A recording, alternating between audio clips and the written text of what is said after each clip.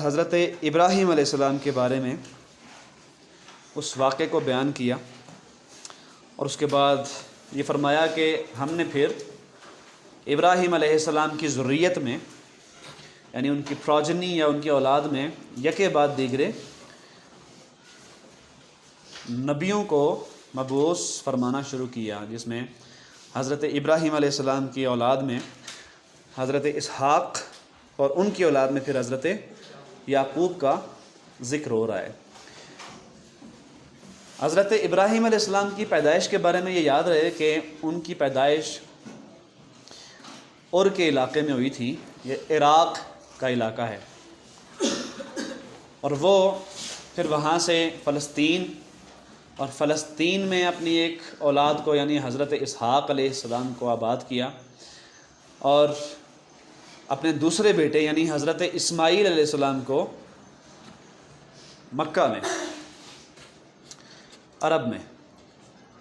تو عرب کی جو سرزمین ہے وہ بے آب و گیا، ریتلی، صحرائی، تو بہت گرم مرطوب زمین ہے۔ ادھر سے حضرت اسحاق علیہ السلام کے اولاد میں حضرت یعقوب، پھر حضرت داؤد، حضرت سلیمان، اور پھر یکے بعد دیگرے پیغمبر آتے رہے، جس کا آخری سلسلہ یعنی آخری سلسلہ اولاد یعقوب میں، اور یعقوب علیہ السلام ہی کا ایک ٹائٹل ہے جس کو اسرائیل کہا جاتا ہے، یعنی ان کو بنی اسرائیل اس لیے کہا جاتا ہے۔ اسرائیل کے بارے میں آپ کو بتا چکا ہوں کہ اس کا مطلب کیا ہوتا ہے، یعنی عبرانی زبان میں یاد ہے نا کس کو کہتے ہیں اسرائیل؟ ایل اللہ تعالیٰ کو کہتے ہیں، اور اسرا بندے کو کہتے ہیں۔ تو یہ بالکل وہی متبادل لفظ ہے جو عربک لینگویج میں عبداللہ کے لیے استعمال ہوتا ہے۔ عبداللہ کا بندہ یعنی ایل کا بندہ اسرا، بالکل سیم ہے، سیم لفظ ہے۔ تو بنی اسرائیل میں یکے بعد دیگرے، یہ ابراہیم علیہ السلام کا شرف ہے، اور یہ چونکہ نبوت کے بارے میں ہم لوگ پڑھ چکے کہ وہبی ہوتی ہے، کسبی نہیں ہوتی، یعنی آپ جتنی مرضی ضربیں لگا رہے ہیں، صبح و شام آپ چلے کر لیں، آپ نبوت کا منصب حاصل نہیں کر سکتے۔ یہ اللہ تعالیٰ کی طرف سے وہبی ہوتی ہے، اللہ تعالیٰ یہ محبت ربانی ہوتی ہے۔ تو بہرحال وہ سلسلہ حضرت عیسیٰ علیہ السلام پر جا کر مکمل ہوا، اور ان کے بعد پھر حضرت اسماعیل علیہ السلام کے اولاد میں کوئی بھی نبی نہیں آیا، تا وقت کہ رسول اللہ رسالت مآب صلی اللہ علیہ وسلم وہ پہلی اور آخری شخصیت ہیں جو حضرت اسماعیل علیہ السلام کی اولاد میں بحیثیت نبی اور آخری رسول کے پیدا ہوئے۔ یعنی دو بھائی ہیں، ابراہیم علیہ السلام ہی کی اولاد ہیں، ایک ہی باپ کے بیٹے ہیں، حضرت اسحاق علیہ السلام اور حضرت اسماعیل علیہ السلام۔ حضرت اسحاق علیہ السلام فلسطین میں ہیں، اور ان کی اولاد میں یکے بعد دیگرے سارے کے سارے بیٹے جو ہیں ان کے وہ نبی بن رہے ہیں، اور ادھر سے حضرت اسماعیل علیہ السلام کی اولاد میں کوئی نبی نہیں ہے تب تک جب تک رسالت مآب صلی اللہ علیہ وسلم کی پیدائش نہیں ہو جاتی۔ اب اللہ تعالیٰ کا ایک قانون ہے، اللہ تعالیٰ قوموں کو ترقی دیتا ہے، عروج دیتا ہے علم اور اخلاق کی بنیاد پر۔ کس کی بنیاد پر؟ علم اور اخلاق کی بنیاد پر۔ تو بنی اسرائیل میں جب تک اخلاقیات اور علم آخری درجے میں تھی تو اللہ تعالیٰ نے ان پر یہ نعمت فرمائی، لیکن جیسے ہی ان کے اندر انانیت، تکبر، ایگو، غرور، استکبار، اپنے آپ کو بڑا سمجھنا، دوسروں کو کمتر سمجھنا، یہ چیز آنا شروع ہو گئی تو اللہ تعالیٰ نے پھر ان کو، چنانچہ ہم کیا پڑھتے ہیں؟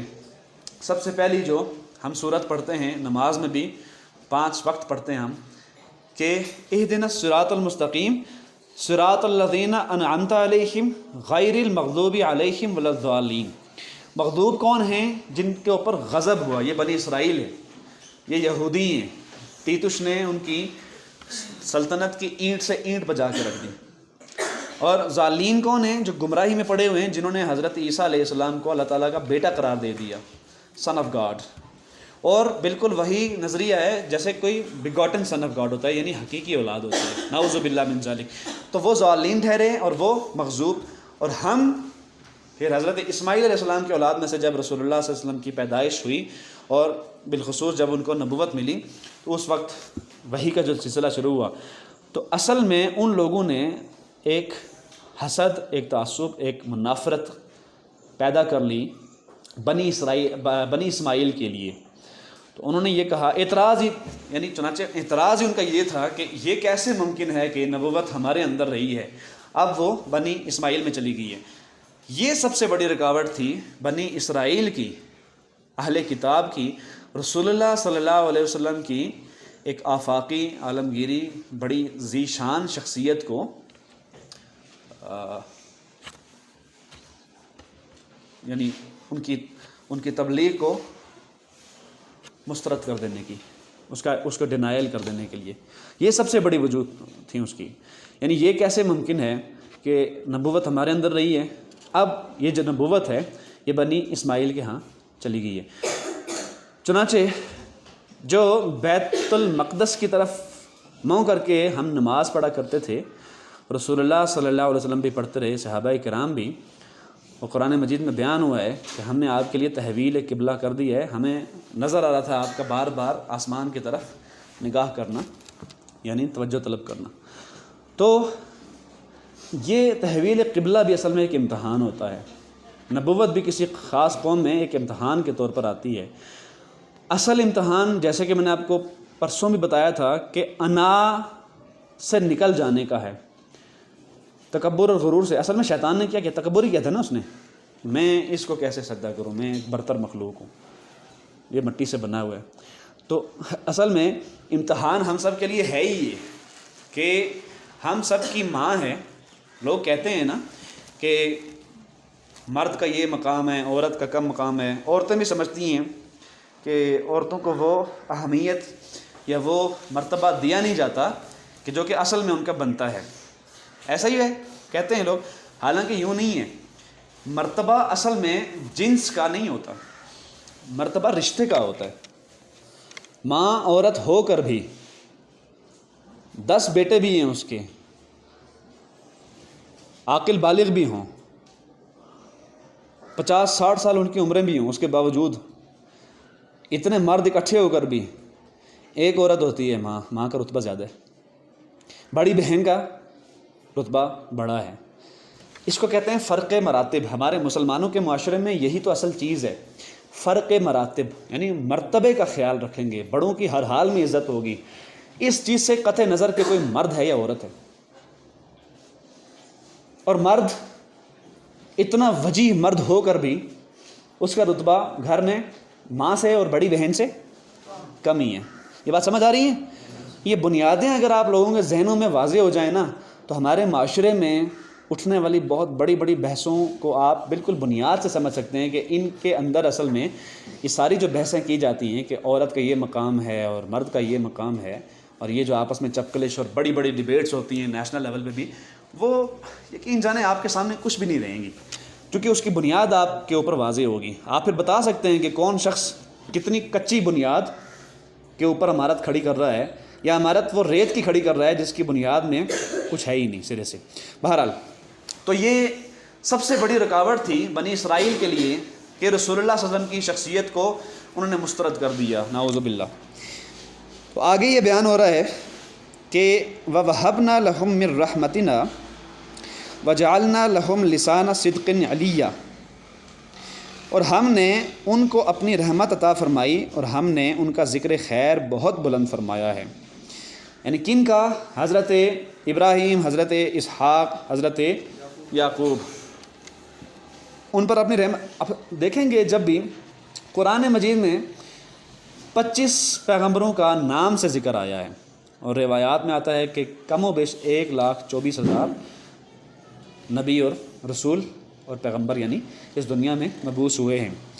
اب جب بھی 25 پیغمبروں میں سے کسی کا بھی ذکر آیا ہے، بہت ہی محبت سے، بہت ہی ایک ان کے فضائل قائم کر کے آیا ہے۔ یعنی فضائل قائم کرنے والا کون ہے؟ اللہ تعالیٰ ہے، ہم سب کا خالق ہے۔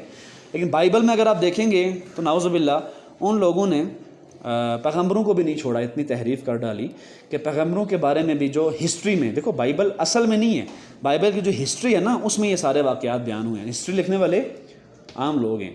بائبل کی جو اصل ٹرانسلیشن ہے نا، جو اس کی ٹیکسٹ کی ہے، اس میں بہت کم تحریف ہے، بہت کم ہے لیکن بہت کم ہے۔ آپ اس کو پڑھیں گے تو آپ کو بالکل ہے جو ریڈ لیٹر سے لکھی ہوئی ہے نا، ریڈ لیٹر سے حضرت عیسیٰ علیہ السلام کے ارشادات سارے ریڈ لیٹر سے لکھے ہوئے ہیں، یعنی پہاڑی کا آواز اگر آپ پڑھ لیں تو وہ پڑھ کے انسان کہتا ہے کہ یہ تو ایسی اخلاقیات اس میں حضرت عیسیٰ علیہ السلام نے قائم کی ہے کہ انسان حیران ہو جاتا ہے۔ پھر جیسے وہ یہود کے علماء کے اوپر تبصرہ کرتے ہیں کہ تم تو سیاہی پھری قبروں کے مانند ہو، تم اونٹوں کو نگل جاتے ہو اور مچھروں کو چھانتے ہو۔ بہت خوبصورت انہوں نے تبصرے فرمائے ہیں۔ یعنی وہ میں نے کل آپ سے کہا تھا نا کہ اصل میں انجیل میں شریعت نہیں بیان ہوئی زیادہ، انجیل میں حکمت زیادہ بیان ہوئی ہے، ایمانیات اور حکمت کے باب زیادہ ہیں۔ تورات میں زیادہ شریعت یعنی قانون ہے۔ تو جو تمثیلیں بیان کی ہیں حضرت عیسیٰ علیہ السلام نے، تمثیل کس کو کہتے ہیں؟ کسی چیز کی مثال دے کر کسی کو بیان کرنا۔ مثال کے طور پر حضرت عیسیٰ علیہ السلام کہ یہ جو ایمانیات اور حکمت کے ذیل میں ارشادات ہیں کہ کوئی اگر تمہارے دائیں گال پر تماچا مارتا ہے تو اپنا بایاں گال بھی اس کے سامنے رکھو۔ ان کے کہنے کا ہرگز یہ مطلب نہیں تھا کہ اپنے حق کے لیے نہ لڑو، اصل میں انہوں نے اس روح کو واضح کیا جو روح کسی اخلاقی قدر میں پائی جاتی ہے، اور پیغمبروں کی جو نبوت میں اخلاقیات کے باب ہے نا وہ آج تک قائم ہیں، ان میں کوئی کمی نہیں ہے، کوئی بیشی نہیں ہے۔ ہاں جو شریعت ہے اس میں ترامیم ہوئی ہے، یہ بات یاد رکھیے گا۔ جو اخلاقی اسباق ہیں، جو اخلاقی اقدار ہیں، وہ تمام پیغمبروں کی شریعت میں سیم ہی ہیں، سچ بولنا، غیبت نہ کرنا، لوگوں کے ساتھ حسن سلوک کرنا وغیرہ وغیرہ۔ تو میں بات یہ کر رہا تھا کہ قرآن مجید میں جب بھی پیغمبروں کا نام آتا ہے اللہ تعالیٰ ان کی بہت تحسین فرماتے ہیں، بہت تعریف، بہت ایڈمائر کرتے ہیں، بہت اپریشیٹ کرتے ہیں، لیکن بائبل میں یوں نہیں ہے۔ جو ہسٹری انہوں نے خود لکھی ہے اس میں بہت زیادہ ان لوگوں نے اپنی طرف سے باتیں شامل کر دی ہیں۔ چنانچہ پیغمبروں کے بارے میں جب انسان پڑھتا ہے تو پھر وہ جو ایک شرم ہوتی ہے، ایک پردہ ہوتا ہے، ایک مرتبہ ہوتا ہے پیغمبروں کا، ایک قدر و منزلت ہوتی ہے کہ ظاہر پیغمبر عام لوگ تو نہیں ہوتے، ایک وہابی نبوت ان کو ملتی ہے، اللہ تعالیٰ ان کو چن لیتا ہے اپنے مقصد کے لیے، تو پھر انسان حیران ہو جاتا ہے، متوحش ہو جاتا ہے، بلکہ اس کو وحشت طاری ہو جاتی ہے کہ نعوذ باللہ نعوذ باللہ، اگر ان لوگوں کی شخصیت بھی پاک نہیں رہی تو پھر اور کون بچتا ہے۔ بہرحال تو قرآن مجید پیغمبروں کی بہت داد و تحسین کرتا ہے۔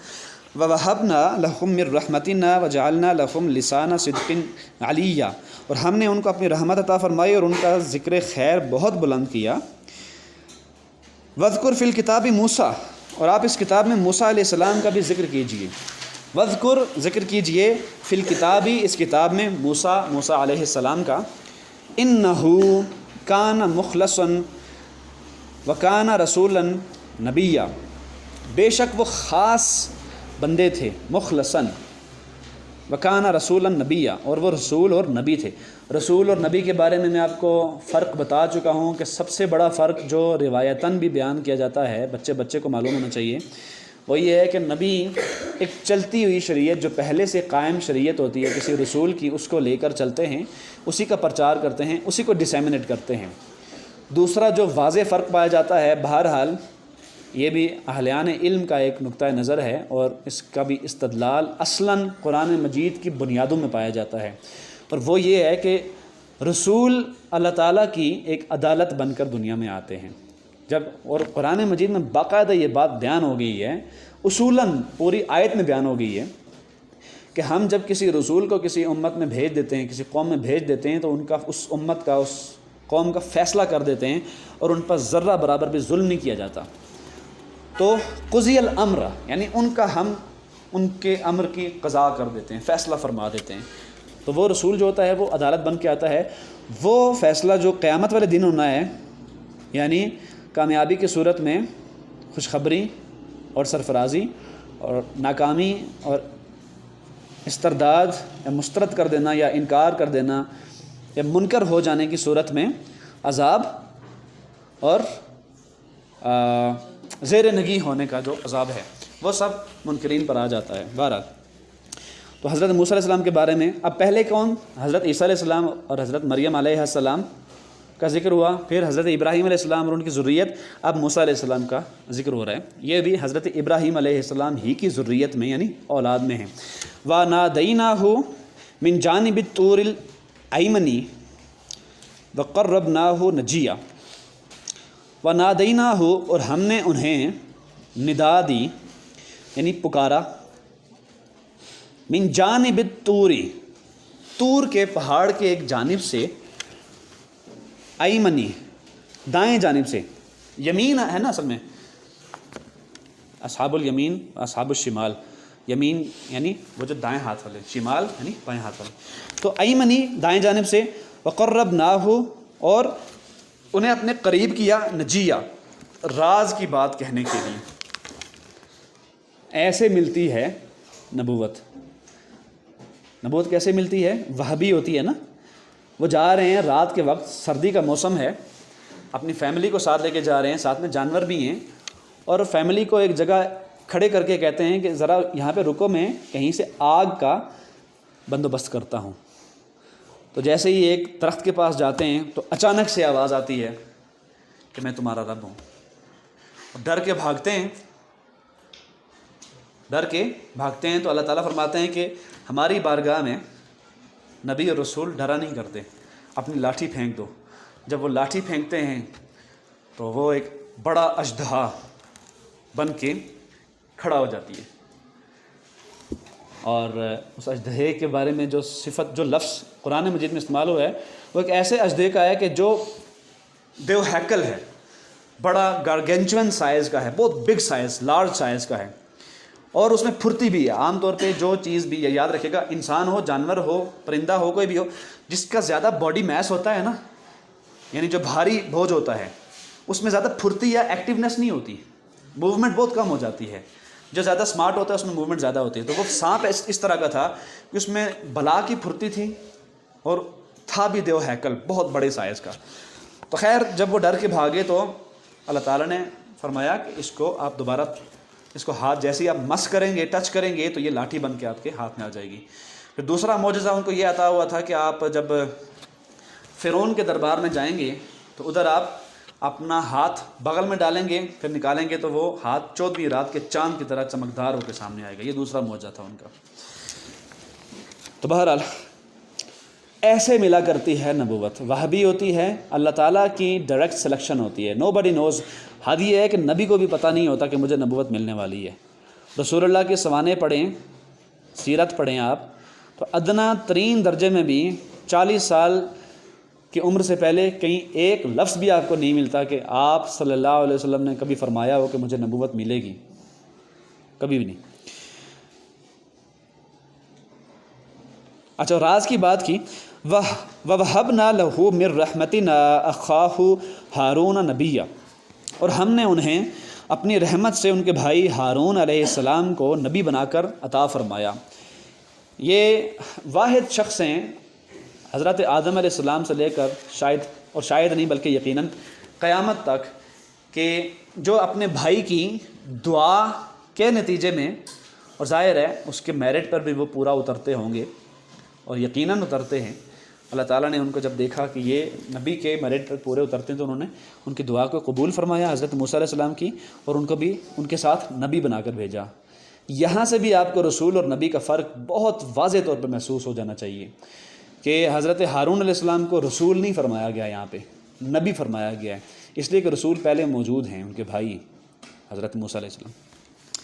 وَاذْكُرْ فِي الْكِتَابِ إِسْمَاعِيلَ إِنَّهُ كَانَ صَادِقَ الْوَعْدِ وَكَانَ رَسُولًا نَبِيًّا، اور آپ اس کتاب میں اسماعیل علیہ السلام کا بھی ذکر کیجئے، بے شک وہ وعدے کے سچے تھے اور رسول اور نبی تھے۔ وذکر، اور ذکر کیجئے، فی الکتاب، اس کتاب میں، اسماعیل، حضرت اسماعیل علیہ السلام کا، انہو، بے شک وہ، کانا تھے، صادق الوعدی، وعدے کے پاس رکھنے والے، پرومس کیپر تھے، وکانا، اور تھے، رسول النبیہ، رسول بھی اور نبی بھی۔ اچھا رسول کا لفظ یہ یاد رکھیے گا کہ دو معنی میں آتا ہے، ایک اصطلاحاً آتا ہے، ایک لفظاً آتا ہے۔ لفظاً یا لغوی معنی میں رسول ہر اس شخص کو کہا جائے گا کہ جو کہیں بھیجا گیا ہے۔ یہ حضرت جبریل علیہ السلام کے لیے بھی لفظ استعمال ہوا ہے رسول، یعنی رسلہ، یعنی ہم کہتے ہیں نا ذرائع رسل، ٹھیک ہے، تو یہ عام لفظ ہے، لیکن اصطلاحاً یہ رسول ہر اس شخص کو کہا جائے گا جس کو ایک شریعت دے کے بھیجا جائے گا اور جس کو ایک عدالت بنا کر دنیا میں انسانوں کے لیے اللہ تعالیٰ کی طرف سے ڈائریکٹ سلیکشن کے نتیجے میں مبعوث کیا جائے گا۔ وَكَانَ يَأْمُرُ أَهْلَهُ بِالصَّلَاةِ وَالزَّكَاةِ وَكَانَ عِنْدَ رَبِّهِ مَرْضِيًّا، اور وہ اپنے گھر والوں کو خاص طور پر حکم دیا کرتے تھے نماز اور زکوٰۃ کا، اور وہ اپنے رب کے ہاں پسندیدہ تھے۔ وَكَانَ يَأْمُرُ، اچھا آپ جب بھی دیکھیں گے پیغمبروں کے باب میں تو ان کی جو تبلیغ ہے، ان کی جو ڈسیمینیشن آف دا میسیج ہے وہ اپنے گھر سے شروع ہوتی ہے، اور یہی اصل طریقہ ہے۔ ہم میں سے کسی کے اوپر بھی ایران توران کی ذمہ داری نہیں ڈالی گئی۔ جو ہمارا حلقہ اختیار ہے، ٹھیک ہے، ہمارا حلقہ اختیار ہے، جہاں پہ ہمارا اختیار ہے وہاں پہ آپ یہ کام سب سے پہلے شروع کریں گے۔ وَكَانَ يَأْمُرُ، اور وہ تھے یأمر یعنی حکم دینے والے، اہلہ، اپنے گھر والوں کے لیے، بالصلاۃ، صلاۃ کا، زکوٰۃ کا، اور والزکاۃ، اور زکوٰۃ کا، وکان عند ربہ مرضیہ، اور وہ اپنے رب کے ہاں پسندیدہ تھے۔ مرضیہ جن سے راضی ہوا گیا، ٹھیک ہے، اللہ تعالیٰ جن سے راضی تھا۔ وذکر فی الکتاب ادریس، اچھا یہ مرضیہ لفظ سے آپ کو ایک اور چیز سمجھ آ جانا چاہیے کہ جب صحابہ کرام کے بارے میں کہا گیا ہے کہ رضی اللہ تعالیٰ علیہم اجمعین، تو اس کا بھی مطلب کیا کہ اللہ تعالیٰ کی رضا ان کو حاصل تھی، اللہ تعالیٰ کی تائید اور تصویب اور سینکشن ان کو حاصل تھی۔ وذکر فی الکتاب ادریس، اور آپ اس کتاب میں ادریس علیہ السلام کا ذکر کیجئے۔ انہ کانا صدیقا نبیہ، انہ بے شک، کانا وہ تھے، صدیقا سچے، نبیہ نبی، سچے نبی۔ اب دیکھیں یکے بعد دیگرے پیغمبروں کے نام بیان ہو رہے ہیں، ان کے کس طرح کے فضائل اور کیسی ان کی تعریف کی جا رہی ہے، اور کرنے والا کون ہے؟ ہمارا خالق، ان سب کا بھی بنانے والا، ہم سب کا بھی بنانے والا۔ وَرَفَعْنَاهُ مَكَانًا عَلِيًّا، اور ہم نے انہیں بلند مرتبہ تک پہنچایا۔ وَرَفَعْنَاهُ، رفع کا مطلب ہوتا ہے اوپر اٹھانا، وَرَفَعْنَاهُ، ہم نے ان کو اٹھایا، مکاناً، ایک بلند مرتبے تک، سٹیٹس تک، علیہ، بلند۔ اولئک الذین انعم اللہ علیہم من النبیین من ذریۃ آدم وممن حملنا مع نوح ومن ذریۃ ابراہیم واسرائیل وممن ہدینا واجتبینا اذا تتلی علیہم آیات الرحمن خروا سجدا وبکیا۔ اولئک الذین، یہی وہ لوگ ہیں، دیز آر دا پیپل، یہی وہ لوگ ہیں، انعم اللہ، جن پر اللہ تعالیٰ نے اپنا انعام کیا، یہ ماضی کا صیغہ ہے، علیہم، ان پر، یہ کیا ہے؟ آن ٹو دیم، یہ ایک پروناؤن ہے، ٹھیک ہے، صیغہ جمع غائب کا صیغہ ہے، ٹھیک ہے، من النبیین، نبیوں میں سے، من ذریۃ آدم، اور آدم علیہ السلام کی اولاد میں سے، وممن حملنا مع نوح، اور ان میں سے جنہیں ہم نے نوح علیہ السلام کے ساتھ سوار کیا۔ حمل کا اصل مطلب کیا ہوتا ہے؟ کسی چیز کو اٹھا کر لے جانا، ٹھیک ہے، حمل۔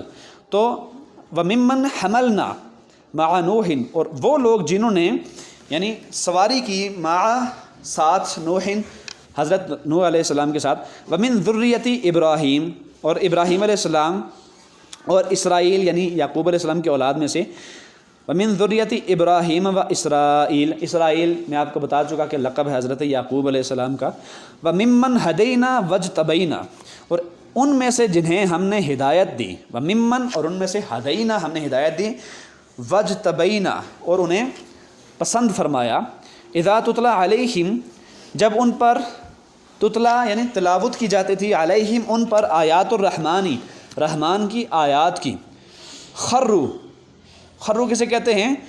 تو وہ گر جاتے تھے، خرو گر جاتے تھے، سجدہ، سجدہ کرتے ہوئے، وبکیہ، اور روتے ہوئے، آئے سبحان اللہ۔ یہ سارا کا سارا اسلام یہی ہے۔ اسلام لفظ کا مطلب کیا ہے؟ اور عام طور پہ لوگ کہتے ہیں نا امن ہے، آشتی ہے، امن اور آشتی اسلام کا معنی نہیں ہے، یہ نتیجہ ہے اس کا، یہ نتیجہ بیان ہو رہا ہوتا ہے۔ اسلام کا اصل مطلب ہوتا ہے اللہ تعالیٰ کے سامنے تذلل اختیار کرنا، عاجزی، انکساری اختیار کرنا، اپنے آپ کو مکمل طور پر اللہ تعالیٰ کے سپرد کر دینا۔ اللہ تعالیٰ نے اگر یہ کہہ دیا کہ مجھے سجدہ کرو تو کرنا ہے، اللہ تعالیٰ نے کہہ دیا کہ بڑے سے بڑے پیر کو، بڑے سے بڑے نبی کو بھی سجدہ نہیں کرنا تو نہیں کرنا، چاہے دل کر رہا ہے تو بھی۔ مثال میں دیتا ہوں، ایسا ہے نہیں، ویسے میں آپ سے کہہ رہا ہوں کہ اگر اللہ تعالیٰ نے یہ کہا ہوتا کہ روزانہ اپنے والدین کو سجدہ کرنا ہے تو کوئی دلیل ہم نے نہیں مانگی تھی۔ دلیل اللہ تعالیٰ کے وجود کے لیے مانگی جاتی ہے اور اللہ تعالیٰ اس کی دلائل خود بھی دیتا ہے۔ اور میں آگے جا کے آپ کو بتاؤں گا کہ یہاں پہ جو کہا گیا ہے نا کہ جب وہ آیات کی تلاوت کی جاتی ہے، یہ ایک ہوتا ہے جملہ، فقرہ، ایک ہوتی ہے آیت۔ یہ قرآن مجید کا ایجاز ہے اور اعجاز ہے اور اس کا ایک معجزہ ہے کہ قرآن مجید میں جو جملے ہیں وہ ایک آیت کے طور پہ آئے ہیں۔ یعنی ایک تو عرف میں ہے نا آیت ہے، بس یہ جملہ ہے، سینٹنس ہے۔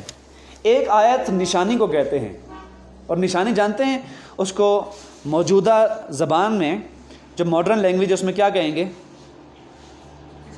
جسٹیفیکیشن۔ آیت کو جسٹیفیکیشن ہے، آرگیومنٹ ہے، ریزن ہے، دلیل پیش کی جا رہی ہے۔ مثال کے طور پر اللہ تعالیٰ کہتے ہیں پیڑ پودوں کو دیکھو، چاند سورج کو دیکھو، دریاؤں سمندروں کو دیکھو، آسمان کی طرف نگاہ اٹھا کے دیکھو، کوئی شگاف نظر آ رہا ہے؟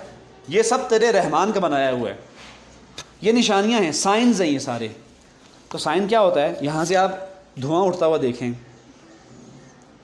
تو یہ تو نہیں ہو سکتا کہ دھواں آپ سے آپ خود بخود اٹھ جائے، کہیں نہ کہیں تو آگ ہوگی نا۔ یہ دھواں اصل میں نشانی ہے نا، علامت ہے، سائن ہے، آیت ہے اس چیز کی کہ اس کے پیچھے اصل میں کوئی چیز موجود ہے۔ تو یہ جو ساری نشانیاں ہم لوگوں کو نظر آ رہی ہیں وہ زبان کی، اصل میں قرآن مجید میں زبان کی نشانیاں بیان ہوئی ہیں ساری، اور زبان کا مصداق۔ مثال کے طور پر قرآن مجید میں اگر یہ آیا ہے کہ آسمان کی طرف نگاہ کر کے دیکھو تو وہ تو زبان کی نشانی ہے نا، آسمان۔ لیکن یوں نہیں ہے کہ زبان میں لفظ آ گیا لیکن اس کا مصداق موجود نہیں ہے۔ مصداق، مثال کے طور پر مصداق کس کو کہتے ہیں؟ میں کہتا ہوں کرسی کو دیکھو ذرا، تو میں نے تو کرسی کہا نا، لیکن کرسی وہ سامنے پڑی ہے، وہ مصداق ہے اس لفظ کا۔ جو لفظ میں نے کرسی استعمال کیا اس کا مصداق کیا ہے؟ یہ سامنے جو چیز پڑی ہوئی ہے۔ ایسے ہی قرآن مجید میں زبانی جو استدلال بیان ہوا ہے، زبانی جو آیات ہیں، ان کا مصداق ہم نظر اٹھا کے دیکھ سکتے ہیں۔ یہ آیات ہیں کہ جب ان کی تلاوت کی جاتی ہے تو مومنین کے دل ڈر جاتے ہیں اور ان کے ایمان، سورہ انفال میں بھی یہ بات بیان ہوئی ہے کہ ان کا ایمان بڑھ جاتا ہے اور ان کے دل ڈر جاتے ہیں، اور وہ فوراً کیا کرتے ہیں؟ اللہ تعالیٰ کے سامنے سر بسجود ہو جاتے ہیں، اللہ تعالیٰ کے سامنے سرف گندہ ہو جاتے ہیں، اللہ تعالیٰ کے سامنے جھک جاتے ہیں۔ یہی اسلام ہے۔ اسلام لفظی کا مطلب یہ ہوتا ہے کہ اپنے آپ کو مکمل طور پر اللہ تعالیٰ کے سپرد کر دینا، یہ ہے اسلام۔ اور وہ روتے ہیں، اور وہ سجدہ کرتے ہوئے اور روتے ہوئے گر جاتے ہیں۔ اور میں نے آپ کو پرسوں ترسوں یہ بات بتائی بھی تھی کہ اصل میں مسلمان اور ایک اچھا انسان، بلکہ مسلمان سے بھی اگر آپ اس کو تجریداً دیکھیں تو ایک اچھا انسان جو ہوتا ہے وہ رقت قلب رکھتا ہے، اس کے دل پر گہرا اثر ہوتا ہے ہر ایک چیز کا، اچھائی کا بھی اور برائی کا بھی۔ یہ ایک الگ بحث ہے کہ وہ برائی کا اثر لیتا نہیں ہے، اسے ابا کرتا ہے، گریز کرتا ہے، بہرحال اس کا دل اتنا حساس ہوتا ہے کہ وہ چھوٹی سے چھوٹی چیز کا بھی اثر لیتا ہے۔ تو یہ ہے کہ جب آیات کا احساس پیدا ہو جاتا ہے تو انسان روتا بھی ہے، گڑ گڑاتا بھی ہے، اپنے رب سے مغفرت بھی مانگتا ہے، اور اس کے معجزوں کا، اس کی رحمت کا دعویٰ بھی کرتا ہے، اقرار بھی کرتا ہے۔ فخلف من بعدهم خلف اضاعوا الصلاة واتبعوا الشهوات فسوف يلقون غيا۔ فخلف من بعدهم خلف، پھر ان کے بعد ایسے ناخلف یعنی ایسے نااہل جانشین ہوئے جنہوں نے نماز کو ضائع کر دیا۔ اضاعوا الصلاة، ضائع کر دیا۔ یہ اضاعوا بالکل وہی لفظ ہے جو اردو میں ہم ضائع کے لیے استعمال کرتے ہیں۔ اضاعوا الصلاة واتبعوا الشہوات، اور اپنی نفسانی خواہشات کی پیروی شروع کر دی۔ فسوف، تو وہ عنقریب، یلقون غیا، عنقریب گمراہی کے انجام سے دوچار ہو جائیں گے۔ فسوف یلقون غیا، عنقریب وہ کس سے دوچار ہو جائیں گے؟ گمراہی کے انجام سے۔ یہ قوموں کے بارے میں یہی کلیہ ہے اللہ تعالیٰ کا کہ جب وہ شیطان کی پیروی کرتے ہیں اور نااہل بن جاتے ہیں، علم اور اخلاق کو چھوڑ دیتے ہیں، تو گمراہی کے انجام سے دو چار ہو جاتے ہیں. یہ لیں جی.